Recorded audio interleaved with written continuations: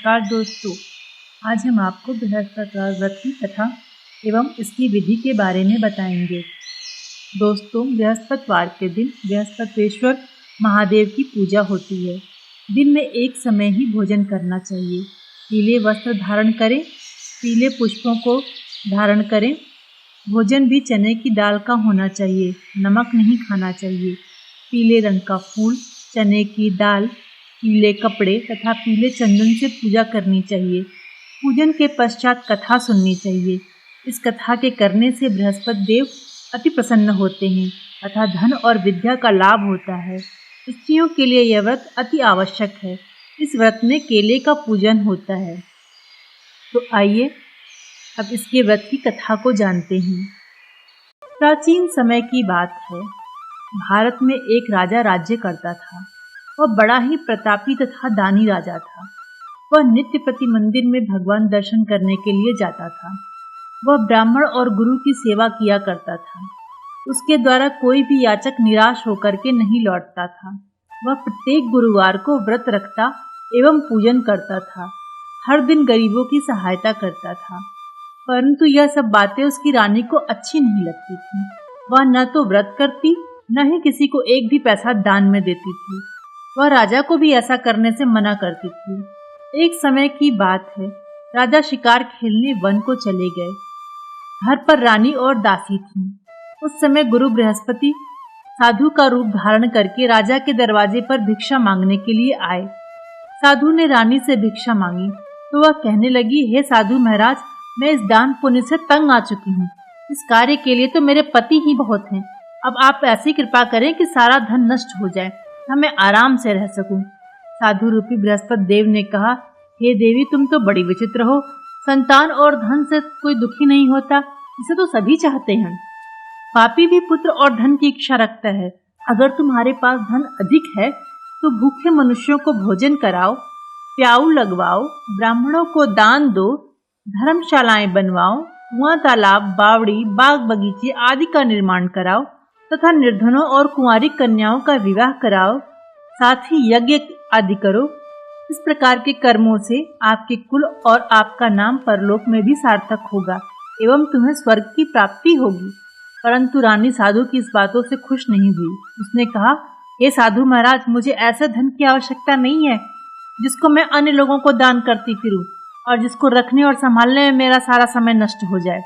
साधु ने कहा, हे देवी, यदि तुम्हारी ऐसी ही इच्छा है तो जैसा मैं तुम्हें बताता हूँ तुम वैसा ही करना।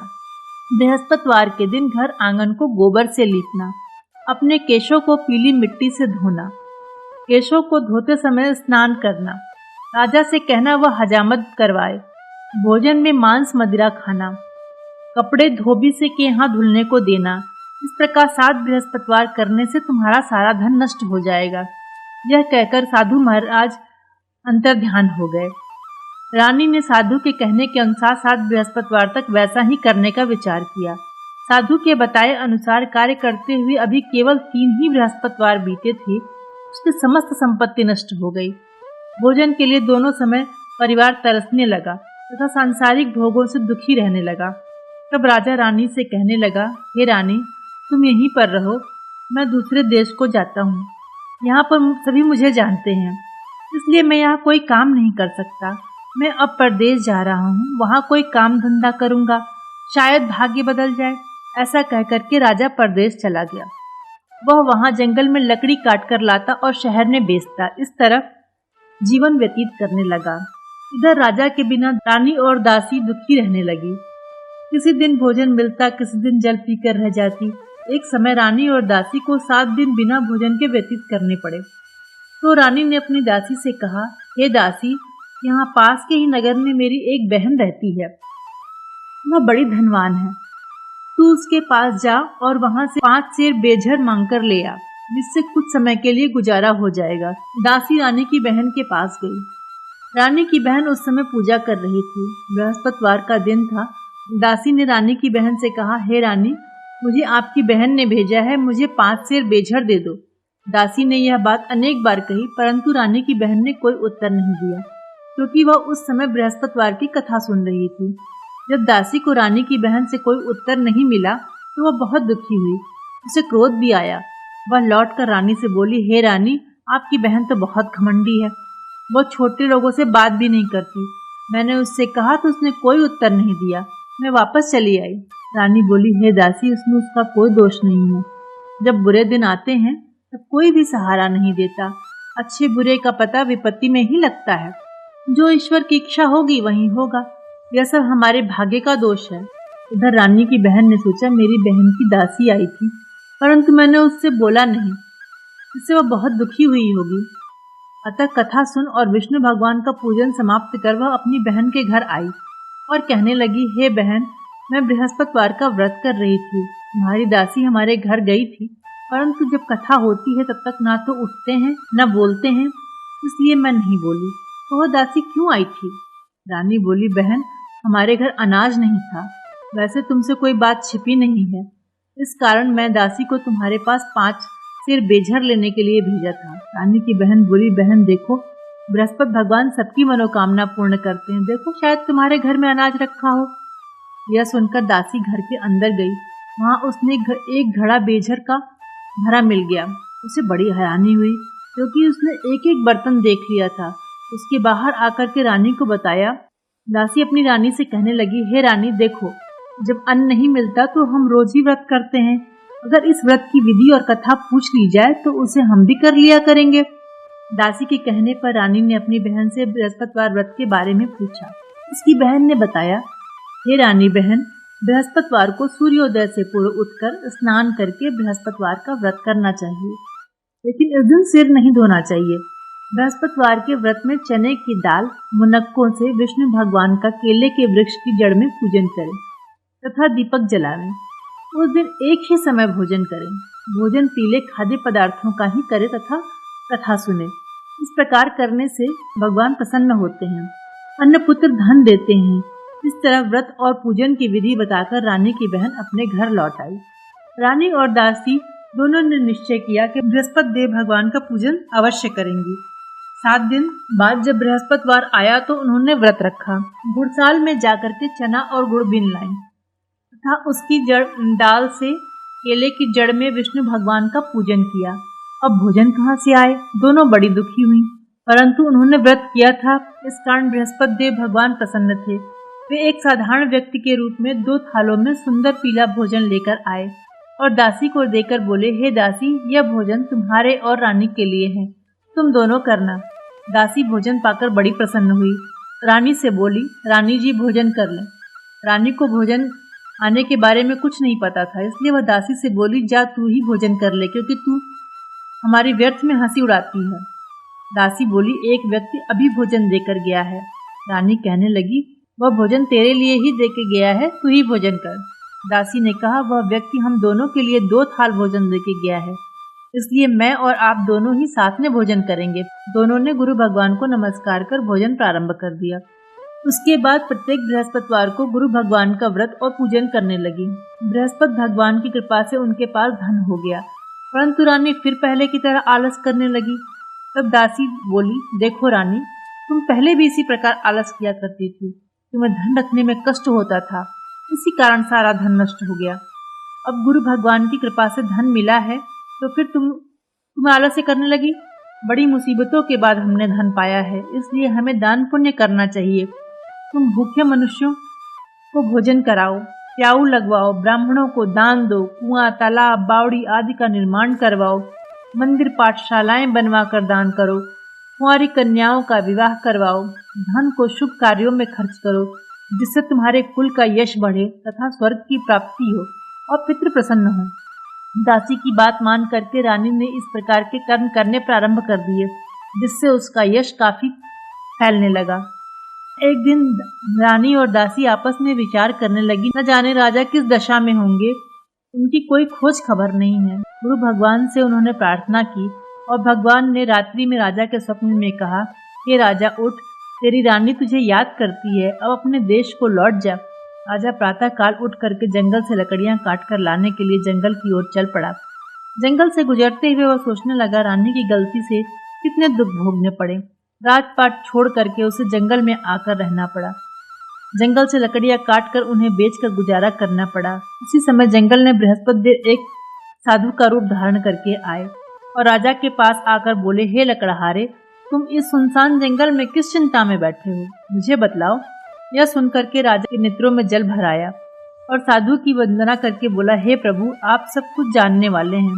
इतना कह करके राजा ने साधु को अपनी संपूर्ण कहानी सुना दी। महात्मा तो स्वभाव से ही दयालु होते हैं। वे राजा से बोले, हे राजा, तुम्हारी पत्नी ने बृहस्पति देव के प्रति अपराध किया था, जिसके कारण तुम्हारी यह दशा हुई है। अब तुम किसी प्रकार की चिंता मत करो, भगवान तुम्हें पहले से अधिक धन देंगे। देखो, तुम्हारी पत्नी ने बृहस्पतिवार का व्रत प्रारंभ कर दिया है। अब तुम भी बृहस्पतिवार का व्रत करके चने की दाल व गुड़ और जल को लोटे में डाल करके केले के पत्ते से भगवान विष्णु का पूजन करो। फिर कथा कहो या सुनो, भगवान तुम्हारी सब मनोकामनाएं पूर्ण करेंगे। साधु को प्रसन्न देख करके राजा बोला, हे प्रभु, मुझे लकड़ी बेचकर इतना पैसा नहीं मिलता जिससे भोजन करने के उपरांत कुछ बचा सकूं। मैंने रात्रि में अपनी रानी को व्याकुल देखा है। मेरे पास कोई साधन नहीं है, मेरे पास कोई भी साधन नहीं है जिससे मैं उसका हाल जान सकूं। हे राजा, तुम किसी बात की चिंता मत करो। बृहस्पतिवार के दिन तुम रोजाना की तरह लकड़ियां लेकर के शहर में जाओ, तुम्हें दोगुना धन प्राप्त होगा, जिससे तुम भली भांति भोजन कर लोगे तथा बृहस्पति देव के पूजन का सामान भी आ जाएगा। लकड़हारा बने राजा ने बृहस्पतिवार का व्रत किया। उस दिन से उसके सभी कलेश दूर हो गए। लेकिन अगले बृहस्पतिवार को काम काज में अधिक व्यस्त रहने के कारण उसने भगवान बृहस्पति देव जी का व्रत नहीं किया। भगवान बृहस्पति देव लकड़हारे से क्रोधित हो गए और उसे भूल की सजा दी। उस दिन नगर के राजा ने नगर में घोषणा करके सबको सूचित किया कि प्रत्येक नागरिक मेरे महल में भोजन करने आए। जो नहीं आएगा उसे अपराधी मानकर भारी दंड दिया जाएगा। लकड़हारा बने राजा ने उस नगर के राजा की घोषणा तो सुनी, लेकिन जंगल में लकड़ी काटकर लाने और उन्हें बेचने में देर हो जाने के कारण वह समय पर महल में भोजन करने नहीं जा सका। अतः राजा के सैनिक लकड़हारे को पकड़ करके महल में ले गए। राजा ने उसे महल के एक कक्ष में बिठाकर भोजन कराया। उस कक्ष में एक खूंटी पर रानी का सोने का हार लटका हुआ था। लकड़हारा अकेला उस कक्ष में भोजन कर रहा था। तभी उसने एक आश्चर्यजनक घटना घटते देखी। देखते ही देखते खूंटी हार को निगल गई। थोड़ी ही देर बाद राजा ने हार को गायब देखा तो लकड़हारे को कारावास में डाल दिया। लकड़हारा मन ही मन अपने भाग्य को कोसने लगा।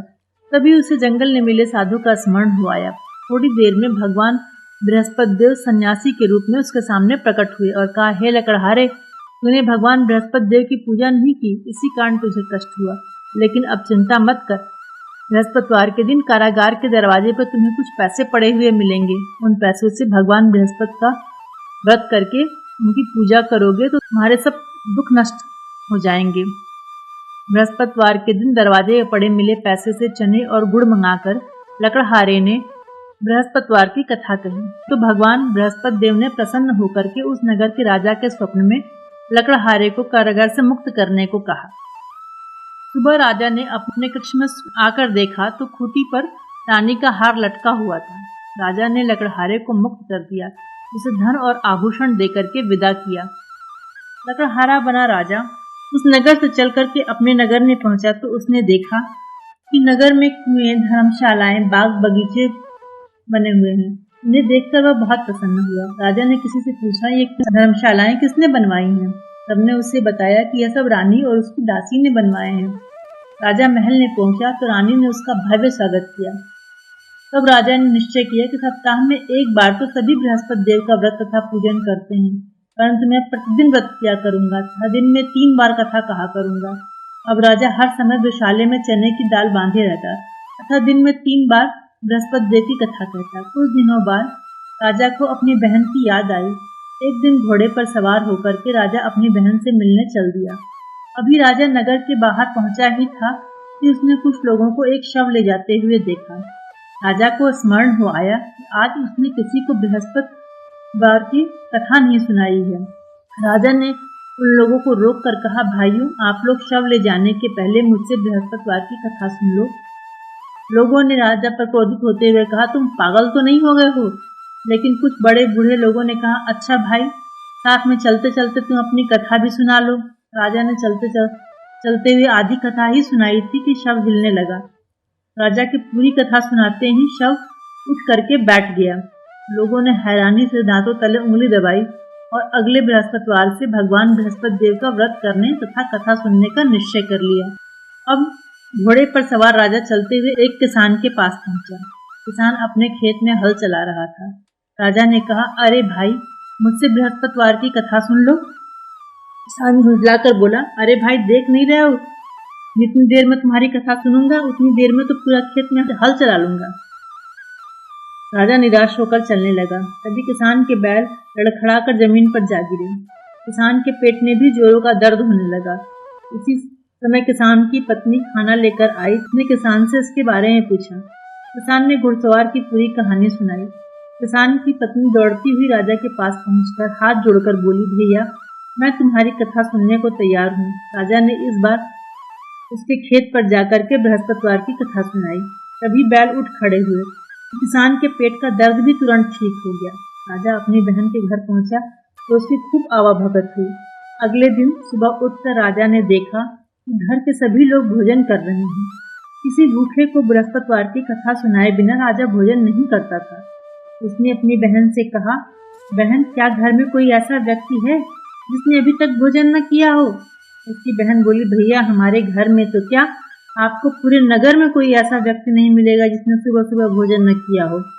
तब राजा ने बहन के घर में से निकल करके उस नगर में बिना भोजन किए किसी व्यक्ति की तलाश की। एक गडरिये के घर में उसका बेटा बीमार होने के कारण भूखा रह गया था। राजा ने उसको जाकर के बृहस्पतिवार की कथा सुनाई। कथा सुनते ही गडरिये का बीमार बेटा बिल्कुल ठीक हो गया। सबने राजा की बहुत प्रशंसा की। एक दिन राजा ने अपनी बहन से कहा, बहन, अब मैं अपने घर जाना चाहता हूँ, तुम भी हमारे साथ चलो, कुछ दिन वहाँ रहकर लौट आना। बहन ने अपनी सास से पूछा तो सास ने ताने देते हुए कहा, बहू, मायके जाना है तो अकेली जाना, मेरे पोतों को न ले जाना। तुम्हारे भाई के कोई संतान नहीं है, कहीं तुम्हारी भाभी मेरे पोतों पर कोई जादू टोना न कर दे।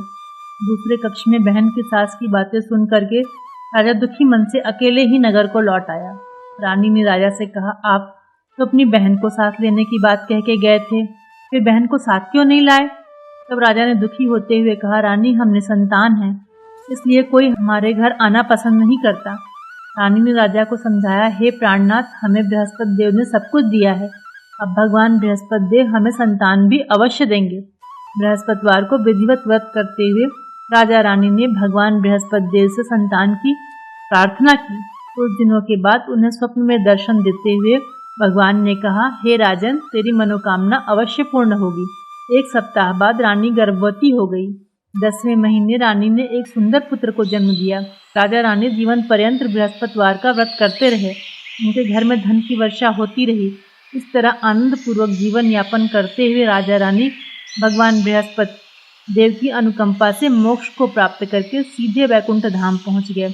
बृहस्पतिवार को विधिवत व्रत करके जो स्त्री पुरुष भगवान विष्णु की पूजा करते हैं, भगवान उनकी सभी मनोकामनाएं पूर्ण करते हैं। तो दोस्तों, कैसी लगी आपको हमारी ये कहानी? अगर आपको हमारी कहानी पसंद आती है तो प्लीज़ कमेंट बॉक्स में लिखकर हमें ज़रूर बताएं और इसे लाइक, सब्सक्राइब और शेयर करना ना भूलें। धन्यवाद।